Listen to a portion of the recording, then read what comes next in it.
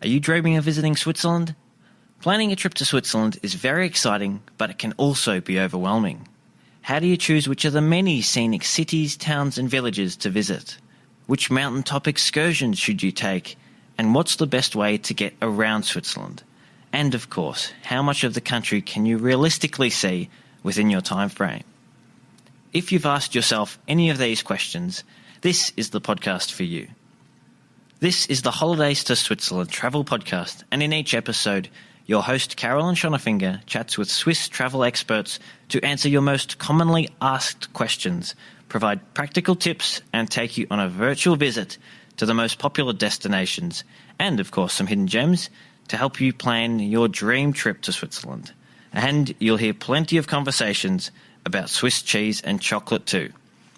Are you ready to plan your trip to Switzerland? Well, let's get started. Grüezi, hello, and welcome to episode 101. One of the questions I hear frequently from folks who are planning to visit Switzerland is, which town should I base myself in when I'm in the Jungfrau region? Of course, there's no right or wrong answer.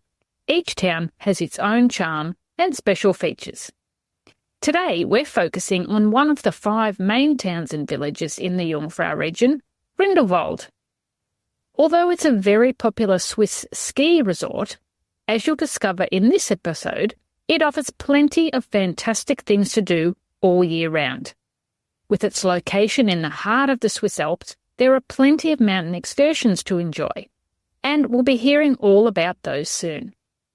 Now, Swiss mountain excursions can be expensive, so if you plan to visit Grindelwald or elsewhere in the Jungfrau region, my recommendation is to consider purchasing a rail pass. The Berner Oberland Pass and Jungfrau Travel Pass are both transport and sightseeing passes specific to that area, and they can save you considerable money. There are detailed articles about all the different Swiss rail passes on our website, and once you've decided which pass is best for you, you can purchase it from our web shop at holidaystoswitzerland.com/shop.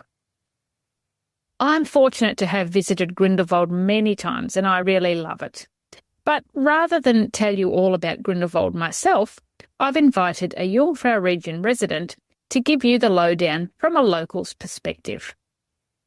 James Wilson is the owner of Swiss Tailor Made, a business that represents Swiss tourism companies, including railway companies, cableways and hotels, to English-speaking markets. The business also helps tour operators with the creation of new group and independent tours to Switzerland, and when time allows, James and his team offer private hosting services in the Jungfrau region to individual guests. James has lived in the Jungfrau region for the past 8 years and spends all his time exploring this stunning part of Switzerland. So who better to hear all about Grindelwald from? Over to you, James. Hello, James. Welcome to the podcast. Hi, Carolyn. Thank you very much for having me. My pleasure. Would you like to start by sharing a little bit about your background in the tourism industry and the reason behind your move to Switzerland? Sure. Well, I started in tourism and travel 25 years ago, thereabouts, and having studied originally in the French Alps, something clicked there which has made me attracted to the Alps ever since. And my first job was working in a ski resort, and that was down in the French Alps, and forevermore thereafter, I've always been in the Alps. My career took me to the French railways, then via the Swiss railways, and here I am now with my own company, always in tourism, of course, based in the Swiss Alps. Fantastic. There couldn't be a better place to live, I'm sure. No, I'm sure there are plenty of other beautiful places, but it's hard to beat. Absolutely. So the destination that we're going to focus on today is Grindelwald, and I know you're based in the Jungfrau region. Many of the folks listening to this podcast have possibly heard of Grindelwald, but they may not know a lot about it. So can you give us a little bit more info about the town and what it's known for? Yeah, sure. So, as you would expect, it's a very beautiful place. It's surrounded by a number of very high dramatic mountain peaks, some of which are over 4,000 meters. I suppose the one that everybody may have heard of is the Eiger, which looms right over the village. And the mountaineering is what the village itself is famous for. Climbers first started coming to the region and to Grindelwald in the 1800s. And really that marked the golden era of mountain climbing. And it's been popular with climbers, hikers, and tourists in general ever since. The village itself is beautiful. It's typical alpine architecture, as you would expect. Population of around about 3,500 people. And it's just over 1,000 meters above sea level. As far as the town itself is concerned, once you're in Grindelwald, you have pretty much everything you need. Not only a fantastic range of hotels, but all the amenities you would expect to have when you're on holiday in Switzerland. Now, I think the majority of tourists probably arrive in Grindelwald by train, but if they're looking up timetables on the SBB website or on the app, there's quite a few different station names mentioned. So how do they know which Grindelwald station that they should choose to go into the centre of the village? Okay, well, it's actually not too difficult, but I understand why people can get confused.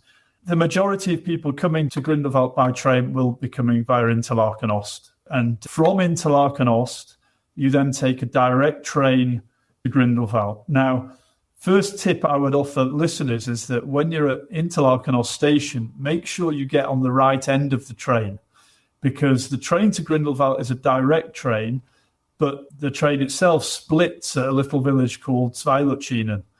And it's the back portion of the train which you need to make sure you're in to go to Grindelwald. Otherwise, if you end up accidentally getting in the front portion of the train, you end up in Lauterbrunnen. Now, that's not necessarily a bad thing, of course, but certainly if you've got lots of luggage, you need to make sure you're at the back end of the train. And then once you know you're on the Grindelwald end of the train, and it's very clearly marked at the station, and also in the train itself, if you're staying in the village itself, you get off at Grindelwald. Those people who are perhaps coming to the village but going further up onto one of the mountain excursions up the Jungfraujoch, for example, they would alight the train at what is called Grindelwald Terminal. And that's the stop before Grindelwald. Now, the confusion lies with the word terminal. Some people might interpret that as being the end station, but it's not. So just make sure that you stay on the train until Grindelwald itself rather than Grindelwald Terminal. Yeah, excellent. So let's talk about some of the most popular things to do in Grindelwald. And we probably need to start with something that many people will have seen all over Instagram and social media, and that is Grindelwald Fest. Now, excuse my pronunciation if that's not correct. That's perfect pronunciation. Okay, good. So what is it? How do we get there from the main station, and what is there to do there? First of all, when you arrive into Grindelwald on the train, Feest is accessible from by a gondola at the far end of the village from the main train station. You would walk from the station or from your hotel if your hotel is along the high street, and then you'd walk to the opposite end of the village from where you catch the Feest gondola, and that's situated on the left-hand side as you reach the end of the town.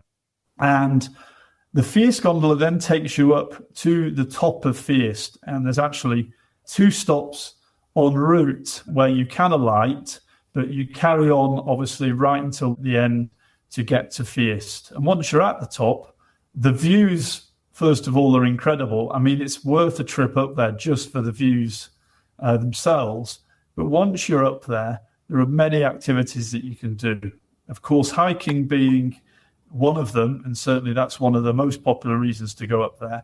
But also you have 2 other or 3 other different activities that you can do more or less from the top. You have the Feest Flyer, the Feest Glider, and that's basically when you're hanging from a cable and speeding down the mountain at high speeds. And then you also have the mountain carts, and trotty bikes go from a bit further down the mountain, but it's all very clearly marked. And that's a fantastic experience because it takes you right back into the village, whereas the other things you do at the top from Feest or at the next stop down. They're all activities that everybody can do. So if you like your outdoors and you like a bit of adrenaline, they're perfect. There are height restrictions for the smaller ones. So small children, for example, they need to check at each start point for each activity whether they're tall enough to be able to go safely down the zip lines, for example. But there's always a member of staff around to make sure that they're fulfilling those obligations when it comes to the height. Okay, fantastic. And there's also, you mentioned hiking there, and you can do a very nice little hike about 1 hour each way to Bachalpsee, which is very famous too over the internet. Yes, that lake is indeed certainly the most popular lake when it comes to photographs, that's for sure. It's absolutely stunning, and it is as beautiful as it looks on all the photographs. That's very easily accessible as well. It's not far from Fiest. You would obviously take the cable car to the gondola, right the way to the top, and then take that 1 hour hike, as you said. But one interesting thing to do, certainly for the more serious hikers and those that have perhaps more time during the day, is to reach the Bachalpsee from the other end. You can catch a cogwheel train up what's called the Scheinigerplatte, and from there take a 6 to 7 hour hike along a beautiful ridge and then reach the Bachalpsee from the other side, which is much less popular in terms of it being less crowded. And that's a full day excursion, but then the highlight of the hike, I suppose, is the lake at the far end. And then you're only maybe 45 minutes from the top of the gondola, and you can reward yourself with a ride back down. So 2 ways of approaching the lake, definitely worth a visit from either end. But one tip I would give everybody is try and get there as early as possible, because it is a very popular photo spot. And certainly in high season, if you wait until lunchtime or mid-afternoon, you're not going to be the only person up there. Yeah, okay. Great advice. You mentioned earlier that it's worth going up to Fiest just for the views, and there are a couple of specific viewing platforms, aren't there? What can you tell us about those?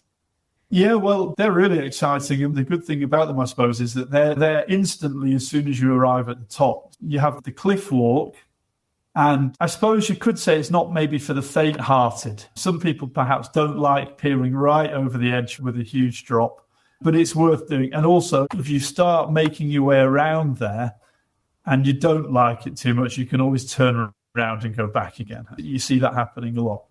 Where you have the viewpoint, again, with the same situation you have with the lake, it's extremely popular. Of course, today it's all about having your photograph taken and your selfie with a great view in the background. So if that's what you want to do, be prepared to wait in line when you get to the top.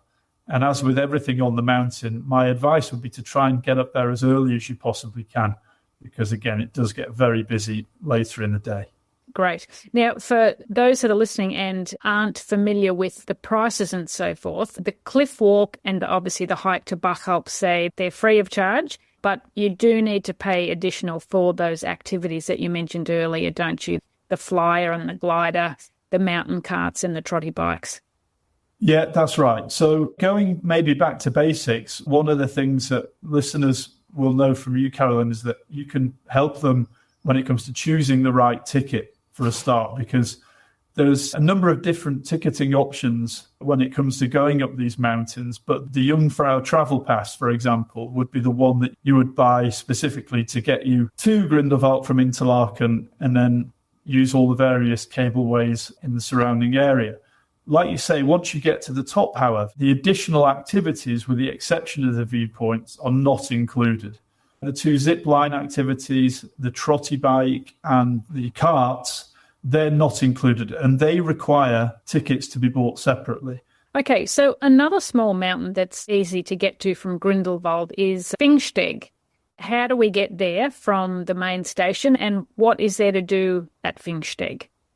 Again, going back to the main station in Grindelwald, you would walk through the village, straight down the high street, and then I always just take a right-hand turn about halfway down the high street, which takes you down to the Pfingsteg Barn. Really not a long distance at all, around about maybe 10-minute walk from the main station. And then the cable car takes you up to Pfingsteg, from where, as with Fiest, you have fantastic views back over the village and around the surrounding peaks. And once you're up there, you have the toboggan run, you have another zip wire, numerous hiking trails from there. One of them being a really short, scenic and absolutely fantastic walk down into the Glacier Gorge, for example. One other highlight of going up to Finnsteg is a hiking trail which is suitable for most abilities. And if anybody is really keen on the hiking, a really nice hike they can squeeze into a morning or an afternoon is to this very small cafe and hut at Bear Egg, which is around about an hour from Finnsteg. And that takes you right up towards the actual glacier itself on the way to the Schreckhornhut. And if people have got time and don't mind a bit of a climb up the hill, that is a truly stunning hike. It's very, I suppose it's unknown amongst most of the tourists. So you're not having to walk amongst crowds of people. You're often by yourself. And when you reach the hut, it's truly sensational. And then there's a coffee waiting for you there. You can enjoy the terrace and the views as long as you like before heading back.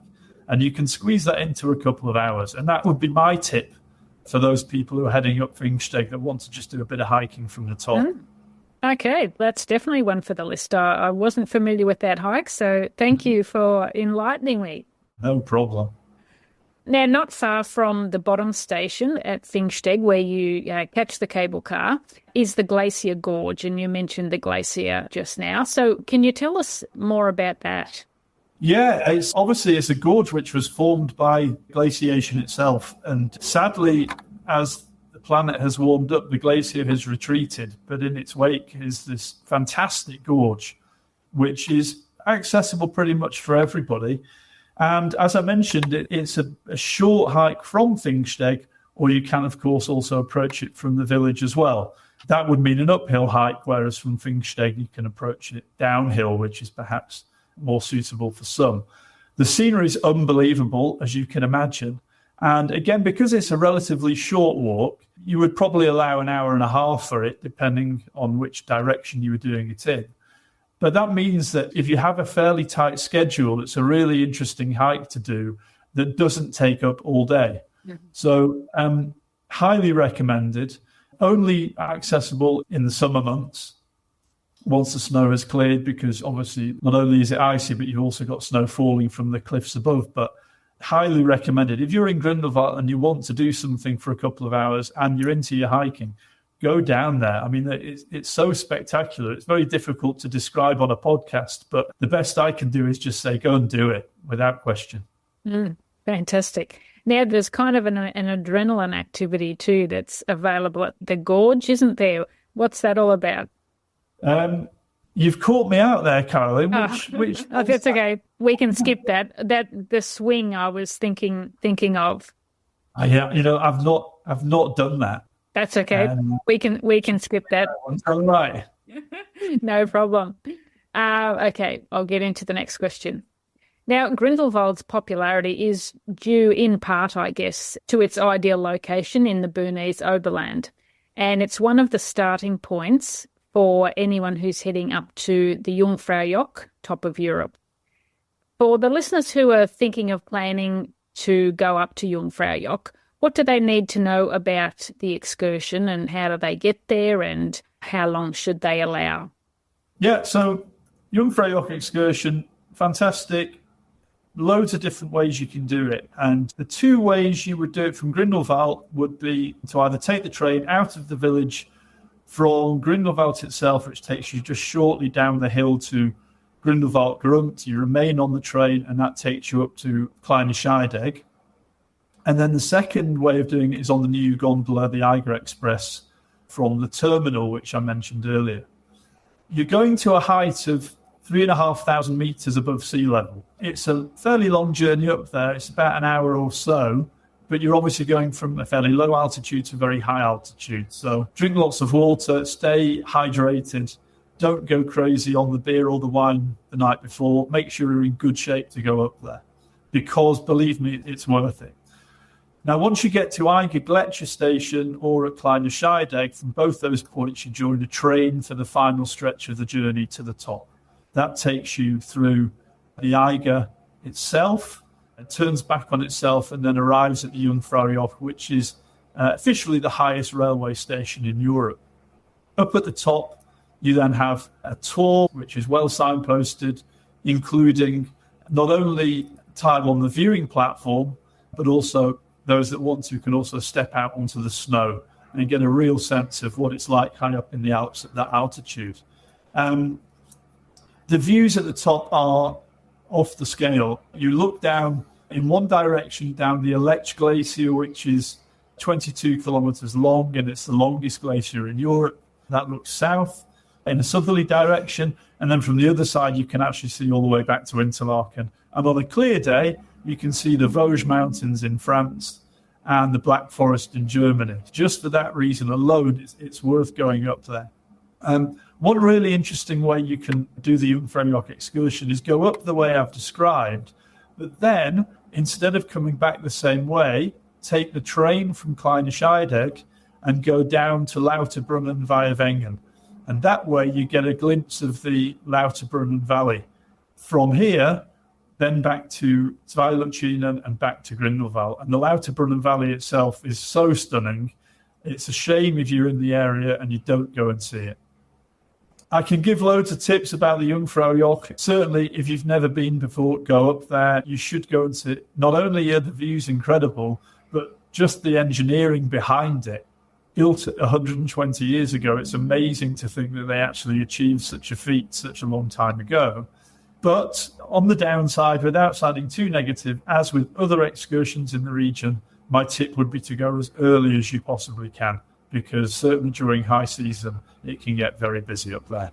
Definitely. Very good tip. Now, another mountain excursion that you can easily do from Grindelwald, and it's one of my favourites, is Mannlichen. What are your thoughts on Mannlichen? I'm very biased towards Mannlichen because I live in Wengen and that's my home mountain, if you like. So that's my regular hike to keep fit. And Mannlichen's a great excursion to do because you're going to see all the mountains from a different angle and you're going to see the famous trilogy of Eigermunk and Jungfrau all in a line from arguably one of the best spots. So the Mannlichen excursion from Grindelwald, you can go in the gondola from the terminal, 20 minutes to the top, and you've got that really famous view I just described. Now, once you get up to Mannlichen, you've got a number of different options. First of all, you can hike to the very peak of the Mannlichen, which is a further 20 minutes to the viewing platform, or the crown, as we call it, which is the top, for great views across the entire Jungfrau region. And you can alternatively, from there, take the cable car down into Wengen. That's just a 6-minute cable car ride down into the village of Wengen. Wengen itself is worth a visit if you're in the region. Or perhaps the best thing to do when you're up there, again, primarily for those who like a hike and a walk, from Mannlichen, you can take the panorama trail from Mannlichen to Kleine Scheidegg. And doing that gives you the view of the three famous mountains pretty much the whole way across. It's an absolutely brilliant hike. It's only a short one, and most people can do it. It's accessible for pretty much everybody. And the views all the way across are absolutely sensational. And then from Kleine Scheidegg, of course, you can return by train back to Grindelwald. So that would be my tip. Go to the Mannlichen, but add the hike on as well. Yeah, definitely. I did the hike last year and we had the most perfect day. The weather was just sensational, and seeing those three mountains, well, so many mountains, but especially those three mountains like all the way was just amazing. It was so good that I did the hike again a few days later because I was I was blown away. So, yes, my camera roll was very full of photos from that walk. Definitely recommended to anyone. And as you said, most people, most abilities can do it. It's mostly flat, a couple of little inclines and declines, but mostly flat for the main part. Yeah, definitely. And I suppose the other tip I would give is you're going to do that hike. Make sure you do it in that direction that I've just described. Don't do it from Kleine Scheidegg to Mannlichen because you don't want to be turning around and looking over your shoulder to catch the views the whole way across. Yeah, good point. And the views automatically come to you. Definitely. Okay. Now, Grindelwald, of course, is a well-known ski destination in Switzerland, and we are going to have another podcast episode in a few months covering all the different things to do in Grindelwald during winter. But for those folks who are listening and they're keen to do a bit of skiing, can you just give us a bit of an idea of how many kilometres of pistes can be reached from Grindelwald? And are they suitable for all levels of skier? Well, you have a really expansive ski area, which is definitely for all levels, I would say. Around between 200 and 300 kilometres of pistes. And the advantage of skiing in Grindelwald means that you also have access to 2 other ski areas. Included within a ski pass in this area now, in the Jungfrau region, you have Grindelwald Feest, Wengen-Mannlichen and Mürren-Schilthorn, all included on the same pass. So there is so much skiing for everybody, for all levels. And both Mürren, Wengen and Grindelwald all have nursery slopes for the beginners in the villages themselves. But if you're coming, whether it be just for a day or a week, there's so much skiing to be done. From Grindelwald, again, because of the new gondolas that have been introduced in the last 3 years, you're very quickly up on the slopes. Snowmaking facilities here, which, sadly have become more and more important these days. The snowmaking facilities are absolutely fantastic, meaning we have snow all winter long, and for the majority of the time, you can ski back down to the villages. There's skiing for all levels. There's piste for beginners higher up. That's a really good point to mention, actually. Even for the beginners, there are easier slopes higher up the mountain so that they also are able to go and experience what it's like to ski at high altitude and get the views as well. I think that's really important. But for anybody that's skied before and for advanced skiers, there's so much to choose from. You should always go from Grindelwald and spend a day skiing over in Mürren, for example, and go and ski the World Cup race down to Wengen. Alpine skiing started in this region as we know it, and we should embrace that. So anybody coming to the area to ski, go and do the World Cup run, the Lauberhorn run down to Wengen. That would be my tip. Probably most people's friends wouldn't be able to say they've skied a World Cup run, so why not include that when you go to Switzerland? Well, exactly. And it's also, you don't have to be an alpine ski racer to be able to do it. That's the other thing I should point out. There's lots of sections on the course itself which are very easy. It's just when you combine them at high speed that it becomes tricky. But certainly coming to this region, whether you're staying in Grindelwald or Wengen or Mürren, that would be my one tip when it comes to the skiing. Do the World Cup run, because you can't do it anywhere else. Okay, so we've talked about hiking and skiing and lots of those fun activities to do at Feest and at Pfingsti. For those people who are planning to visit Grindelwald and they just want to take in the scenery and perhaps just relax, what else can they do in the town? First of all, there's a great range of hotels now in Grindelwald. I have to say that there's been a lot of investment in the hotels in Grindelwald, so a lot of them have fantastic facilities, spa facilities, for example, for when the weather's not great and you just want to spend some time back at the hotel. Similarly, the food at the hotels is really high level. Great food in the hotels all the way along the high street. Grindelwald has got a fantastic leisure centre. So indoor sports, climbing wall, for example, swimming pool, ice hockey in the winter. There's lots of things to do along the high street. There's crazy golf. That's always good fun. It's just a really nice atmosphere. That's the other thing. I mean, one thing I would say is without spending too much time thinking about something in particular to do, just have a stroll along the high street. There's so much going on. That's going to keep pretty much everyone entertained. Just a walk down the high street in Grindelwald, taking the views. But also, let's not forget, we're right in the heart of proper Swiss alpine scenery. So just slightly out of the town, you can go and visit some local farmers. Obviously, the traditional sound of the Swiss Alps, the cowbells, you can hear those for real, just a few meters away from the hustle and bustle of the town. I think also it's worth mentioning that whilst we've talked primarily about Grindelwald being up in the mountains in the Jungfrau region, it's still not very far from a lot of other places in Switzerland. People who are maybe in Grindelwald for a week and they have a day on which they want to go and explore further afield. From Interlaken, which is only 35 minutes away, you can then connect with trains onto Bern, the capital, well worth a visit, and then also even as far as Lucerne. That's only 2 hours from Interlaken. The Berner Oberland Pass, for example, another one of those passes which you're familiar with, Carolyn. The Berner Oberland Pass, not only will that take you to Bern, but it also takes you to Lucerne. So doing something different, seeing a different part of the country, but within only a 2-hour train ride from Interlaken, that's another tip I would give people. Go a bit further afield and use the trains.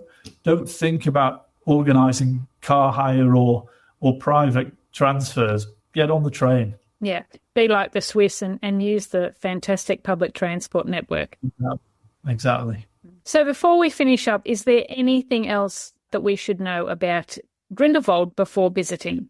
No, I think probably, again, without being negative, it's becoming very popular for obvious reasons. It's an absolutely beautiful place. It can now find itself amongst a list of must-sees and must-dos in Europe. So if travellers are flexible with their travel dates, I would always recommend trying to come slightly out of season. Springtime, May, early June is a great time. The snows have receded and we get some of the early spring flowers, for example. Plus, it's a bit quieter. You're going to find better rates at hotels when it's a bit quieter, of course. And then towards the end of the summer season, end of September, October time, a lot of people don't realise how beautiful the Alps are in the autumn.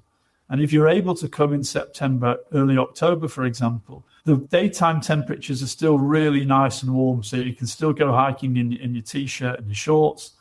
Temperatures in the evening, unlike what it can be like in the summer where it can get quite hot, it's lovely and cool in the evenings. The other advantage of coming in those two times is that everything is open. So all the mountains are still fully accessible. Whether it be springtime or autumn, you are going to find that things are a lot quieter. And when things are quieter and you're not having to spend any time in line, then that means obviously you've got more time during the day to do other things as well. And the whole region, Grindelwald, Wengen, Mürren, further afield, there is so much to do.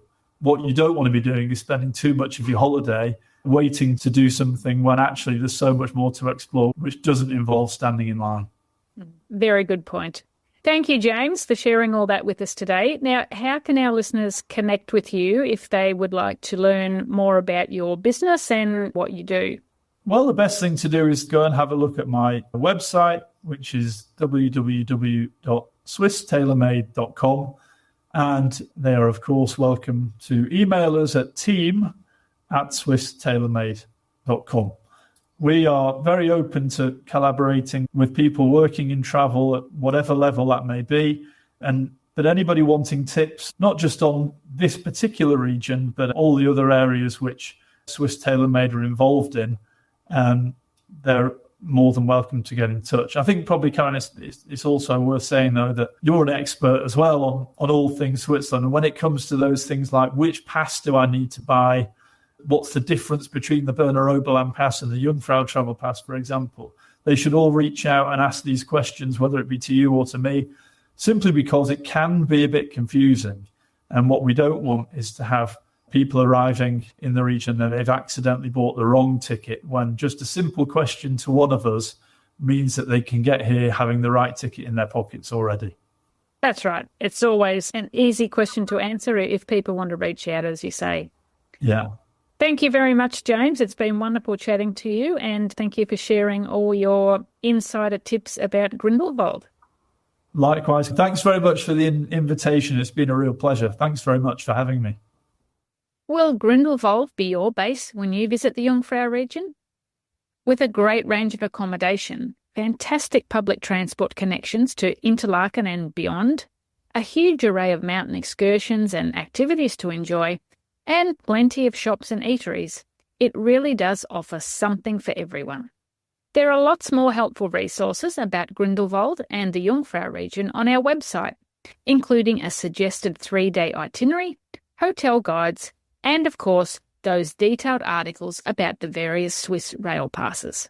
You'll find them all, plus a link to James's website and a link to our web shop where you can buy your rail passes, in the show notes for this episode. Thank you very much for joining me today. Next time, we'll be visiting some of the lesser known but no less spectacular mountain summits in the Bernese Oberland. I hope you can join me then. Tschüss!